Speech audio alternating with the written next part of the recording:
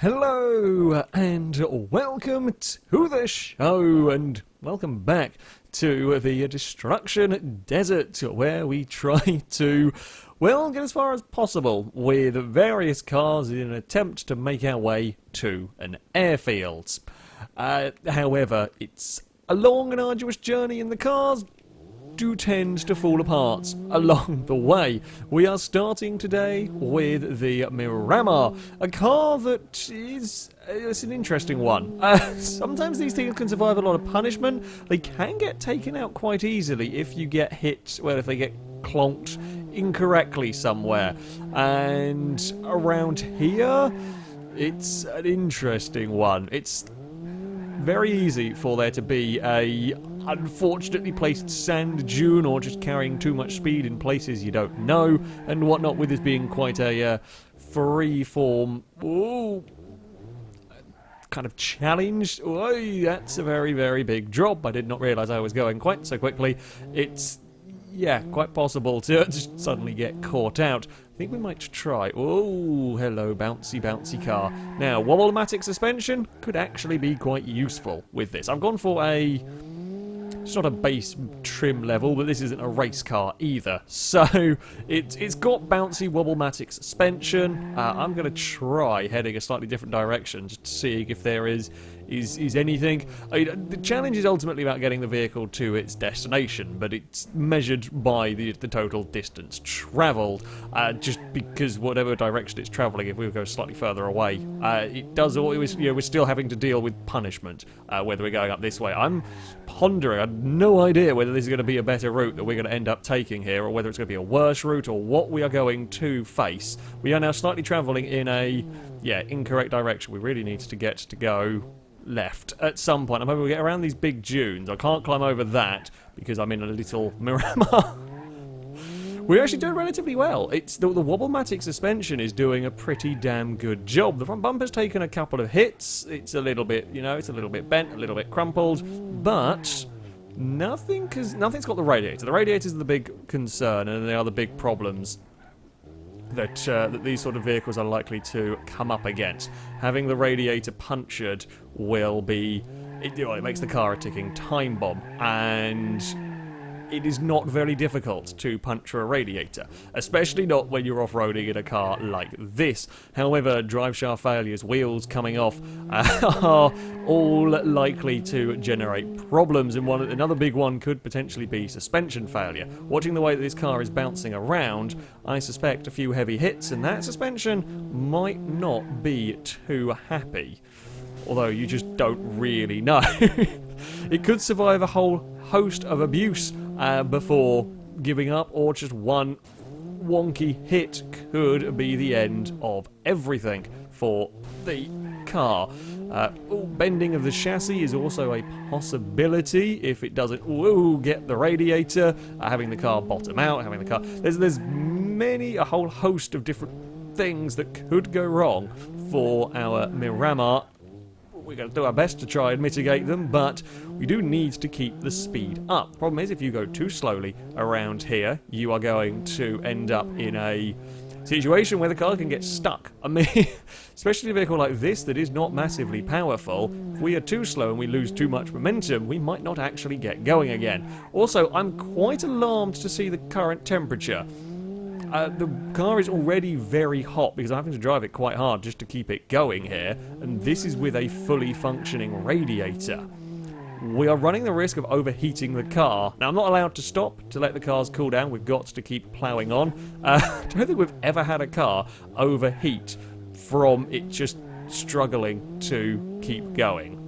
That would indeed be a first for the Miramar. We've kind of ever so slightly bananaed it, with the front being buckled upwards, the back being buckled upwards. It's not to the point where we're going to start seeing real problems yet.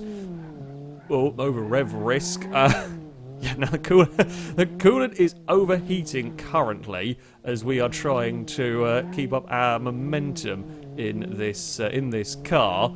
Engine, oh god, engine torque has been reduced as well as I'm trying to keep it going as it's bouncing around. That's of course the downside of these older engines. They're much easier to over rev as you are crashing about across the dunes. The good news is our wheels, I mean, we've lost a hubcap somewhere, only one. It's only one hubcap has gone along the way here. Then this route has not been too bad for the Miramar. However, I mean, it's still had quite a lot of pretty heavy knocks to it.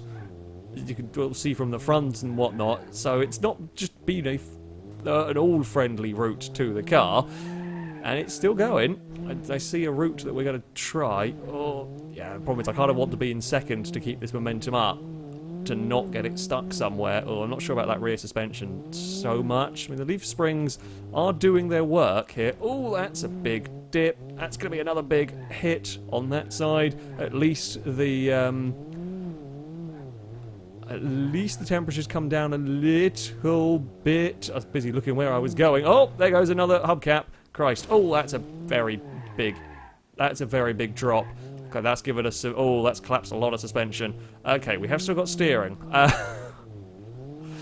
had a horror though. We've twisted the front. The front wheel is... yeah, we are now not driving in a straight line particularly well. And the radiator leaking, it will not be an instant failure, it will not be an instant overheat as... oh, good God, that's another very, very nasty... There's a lot of these sudden drops away that are not particularly fun. Oh, come on, car, you can climb up that one. Yes, you can. Oh, and then we're going to fly our way down there. Yeah, it's not an instant failure. The radiator is leaking coolant now. However, it is going to be reduced, reduced cooling of the engine. I suspect the overheating, I mean, because this was running so hot to begin with, that overheating is not going to take too long. This is where we start getting into trouble now. We lose this all-important momentum. We're really having a tough time getting going again. Come on, car. You can do this. Now, we want to get the other side, this kind of giant mountain, the dune to our left. We'll probably go around the end of it, and then we should be able to see our final destination. If we continue to live long enough, I'm not sure we're going to here. Oh, come on, car. We're having to work it very, very hard. In fact, it's not just the radiator damage, the overheating that's all going to give us a lot of grief here with that front right corner. Well, it's kind of the front right corner of the car is collapsed in its entirety. We now pull one way quite badly, and we're constantly scraping the car on the floor. Come on, we can maybe not really make this. It's very much struggling up that hill. You can actually see that I am flat out. I'm not sure what's... Oh, the engine... Nothing really went in the engine. That's very strange. Like, nothing really gave up in the engine. It just all of a sudden ground to a halt. Well, I mean, it was getting very, very hot early on. It was getting very, very hot as it went along. Once the radiator was gone, yeah, that did not... It was inevitable to really overheat. However...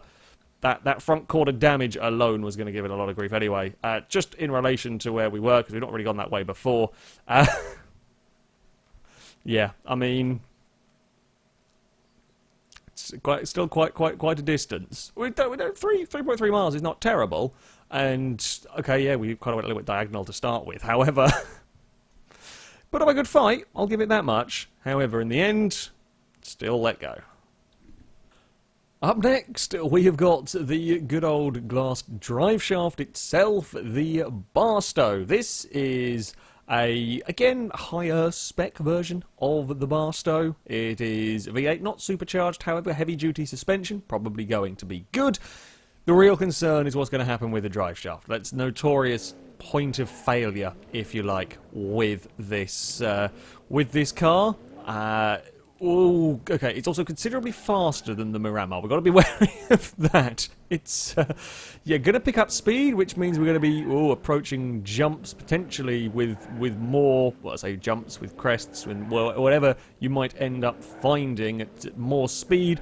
Not a huge amount of rear-end grip, because, you know, rear-wheel drive powerful muscle car, not really designed for dune racing, bashing. Well, I mean, not too much bashing, hopefully. Hello. That's, yeah, I mean, it's a steep drop down there. It's a very, very steep drop down there. So we're going to have to... Oh, God, that's the sort of clonk there. Sort of just the innocuous clonks that are potentially going to cause grief to this car.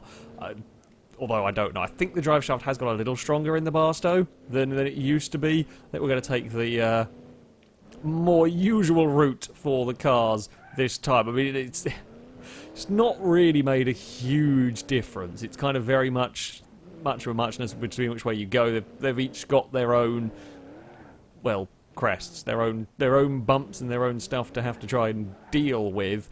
Oh god, I've got to try and not spin the car and put it in an awkward place. That's going to be quite important. Thankfully, I mean, there's plenty of sand to kind of stop your momentum from time to time. It's a little bit of a weird surface that we're driven on. I kind of talked about it a little bit before with the way that it acts. It's kind of sand over rock that we've got to deal with on here, rather than sort of just big piles of sand that you dig the car into. There are bits that seem deeper than others, so you've got to be mindful of those, and they kind of stop your momentum. Also, you know, a lot of the just crashing around, that does tend to stop your momentum pretty well. When you're spending a lot of time bouncing around, with wheels off the ground or bits of car, you can't really get very much speed around here. It's just not suited to speed. It's all about survival. It's all about surviving these many, many smaller jumps. Now, suspension so far is holding up pretty well. The heavy-duty springs, etc., heavy-duty suspension, sorry, that it comes with, are doing pretty well. It's not collapsed like we saw at the Endurodrome, the Roma's rear suspension do in a very peculiar manner. This is holding on for now. Oh, that's a big drop. I'm very glad I saw I saw the drop was coming just about in time to slow it down so we didn't completely clonk our face into the floor. Now, if we can get... I don't even know if I want to be up on top of this bit over here. It's very difficult to kind of remember routes you've done because it kind of all looks the same. So, yeah, it's quite possible I'll end up falling over the same particular crest because I just don't recognise that one crest out of a million crests that we go over. This looks like a place that we can maybe get a little bit of speed. It's not too rough. We're still heading in roughly the right direction. We're not heading towards a big climb that we're not going to be able to do in our muscle car. Of course, good news is we do have a decent amount of power, so the whole keeping up momentum thing, still important, but not as important. Not as important in this. We're also getting up towards... Oh, there we go. There's a big drop, thankfully. Oh, God. It's being bounced around a hell of a lot. I'm not sure the front suspension likes us very much at all at this stage, but we are still working. Again, this is another car that's getting very hot.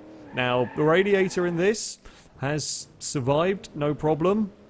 Interestingly, both this and the Miramar have been okay on the old radiator front for quite some time, but both of them got very, very hot before it went. Oh, that's not a smooth kind of transition up the other side. We've made it over there. We have got some damage now to the front of the car. We are starting to bend the chassis up. Concerns with that is now getting ourselves beached. Oh, we can kind of use Node Grabber to an extent to pull us out if terrain gets a little wonky. In places it is like the sort of hitbox can get a little funky. However, like what damage we do getting the car, trying to get the car through, overheating, over-revving even the engine, which I think we have done a little bit there, just trying to keep it going. This is the issue with going slower. Sometimes going slower causes you as many problems as going fast and crashing things. It makes for a real interesting challenge driving out here. God damn, like there. I've managed to bugger out the piston, but that's maybe why we didn't see anything go in the Miramar, because in trying to get us up that hill, I've kind of put my foot down a little bit. This has been a more cautious run, partly because I know what the drive shaft will do, and in doing that, we've now broken it in different ways. We need a little bit more of that momentum. Oh, bloody hell, where am I going here? Where have I gone here? I'm not really sure. I'm not really sure at all. Can we... Oh, this engine is... Whoa, that's... Oh, I'm really glad we actually fell over there. as strange as that is to say, I'd rather we fell over there, because we landed, all the damage was done to the roof of the car. Now, I wouldn't be saying that if I was inside said car, but all of the damage has been done to the roof, rather than to the front, rather than to the nose, rather than to where the engine is, the radiator is, the drive shaft is. I can deal with that. This, we might actually, I mean, looking at that temperature gauge, we might actually overheat and destroy this engine just from trying to drive it through the desert.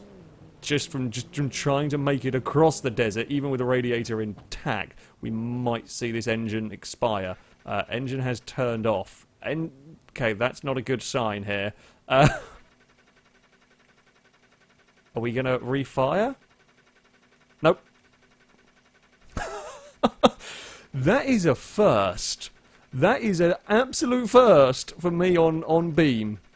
We have essentially it is still an overheat of the engine, but it's more of an overload of the engine. The big V8 could not manage it. I'm really surprised. I wouldn't have expected that engine to be the one. That engine, you know, that goes in a lot of cars, that is generally quite bulletproof, has been the one to expire through being overloaded. And that is the Barstow out, and in fact I believe that is the shortest distance anything has gone so far. And the final vehicle to go on this course is the Pretend Fiat. The Fiat 1 is going to tackle the sand dunes. Not sure how we're going to do in terms of... Oh, I didn't actually reset the... I didn't reset the distance thing, not that a few inches matters massively in this, but anyway, yeah, I'm not sure about the strength of... Whoa, this car is surprisingly nippier than I thought it was going to be. I wasn't expecting to kind of be getting airtime there, so I guess we're going to have to try and be a little bit careful. I have got the turbo version. Well, I mean, the tail lights aren't very well fitted. I guess we've learnt something about Fiat build control, quality control. That might be the earliest a bit of bodywork or, well, in this case, lights has fallen off of a car. That's quite impressive. Well done. You at least have a new record of sorts. You have a new record of sorts. Oh, now these front-wheel drive kind of nose-heavy cars are a little bit sketchy going down that hill. Anything can be a bit sketchy going down that hill if you aren't massively careful with it. Front-wheel drive in general is a little bit of a concern around here. All-wheel drive cars are always going to be the way that you want to go. At the end of the day, all-wheel drive is going to be the ideal situation, not only, of course, for traction, but more importantly, for a sort of series like this, where a car is going to be battered repeatedly. If a wheel comes off an all-wheel drive car, whether it be front or back, doesn't really matter. Okay, it's an inconvenience, but they'll keep going. A wheel comes off the back of one of these, doesn't really matter, but probably 95% of the damage is done to the front of the car here. So a front-wheel drive car, you'll snap a front wheel, you'll lose drive and steering. Rear-wheel drive car, you'll snap a front wheel, okay, your steering will be severely hampered, however, you still have drive. So yeah, front-wheel drive is not really the ideal thing to have. However, saying all of that, the Legrand is still our current leader, and that was front-wheel drive. We've lost some more bodywork, the bumper's gone, that probably means the radiator, well, I say the radiator's not long for this world, that's taken away any protection the radiator might have had. It's now, we're kind of going to be crashing down onto that radiator across any of these bumps, any of these crests that I take a little bit more exuberantly than I should have done. There it goes. That wasn't even a particular bump, that one. There's not much you can do. That is going to be the radiator gone. And now we are... Well, we are a ticking time bomb. Now, the problem I have, in the lesser powerful cars, is why I'm so surprised that Barstow gave up the way it did. I've got to try and keep up momentum. If we start going too slowly to not clonk the car, you end up overheating the car trying to climb all of the sand dunes. So, well, from kind of a very low starting speed. So you've got to keep up this momentum, but then you clonk stuff.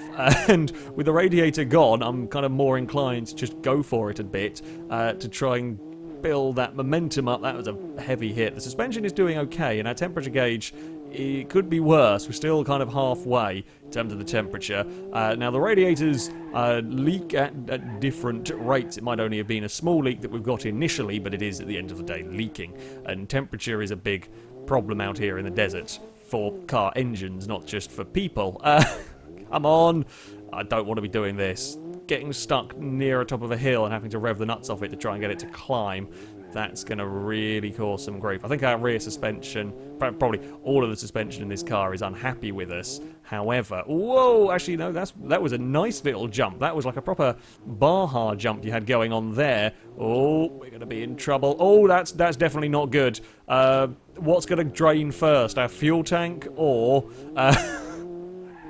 Are we going to run out of fuel, or are we going to over... I think we're going to run out of fuel, actually, looking at the rate that fuel tank is draining. I mean, I know how long it takes for the engine to disintegrate when it's starting to get hot. This will die from overheating. But it's going to be this fuel tank. It's already at a half tank of fuel. We are going to run out of fuel. It's not an unheard of failure if you get that fuel tank. It's not normally... Well, it's normally the old muscle cars. They're the ones that tend to have the most exposed fuel tanks. Didn't know about the possibility. At the end of the day, even on the modern cars, you hit it just wrong, or just right, depending on what way you want to look at it. Oh, it's not even going to be the fuel tank! Oh, no! Oh, it's not even going to be the fuel tank that gets it. It's the wheel axle. It is now out of fuel. Then that was basically one of three things. The engine's disables, I think, potentially because it ran out of fuel as well. Technically speaking, oopsie, it was the front wheel axle. I mean, that was me just carrying speed. That was me carrying speed because I knew we were going to be dying soon and just wanted that momentum, and it was a little too much for the car to deal with. Technically, yeah, a wheel axle failure. However, the urgency was brought on by a leaky fuel tank, and we were going to overheat anyway. So, well done. That's quite an impressive... Quite an impressive sort of cacophony of failures right there. On to the results, and there is no change at the top of the table. The Miramar goes the furthest today, but can only manage a 5th place with the 3.3 miles. Same distance as the 200BX, just slightly beating that Covert. Not a great showing for the other two cars, though. The Barstow was going to be last place with its, well, kind of overheated. I'm going to put overloaded for cars that have managed to overheat the engine without having the radiator from falling out, just to distinguish between them, because that seems to be a more of a possibility in this series than we've ever seen before. And, well, the Fiat's at the bottom. Couldn't even make it onto its 2nd mile. Many things could have gone wrong with that car. The fuel was, well, just about to shut it down when the wheel axle got clonked and broken. So, yeah, funnily enough, the little tiny car not quite so good at surviving the dunes. Although the Barstow, I was fully expecting that to be a driveshaft failure, but a strange one there. That, though, is going to be it for this video. As ever, I shall link all the mods used in the description, so you can download them, have a go with them yourself. But that'll be it from me. Thank you very much for watching, and until next time, goodbye.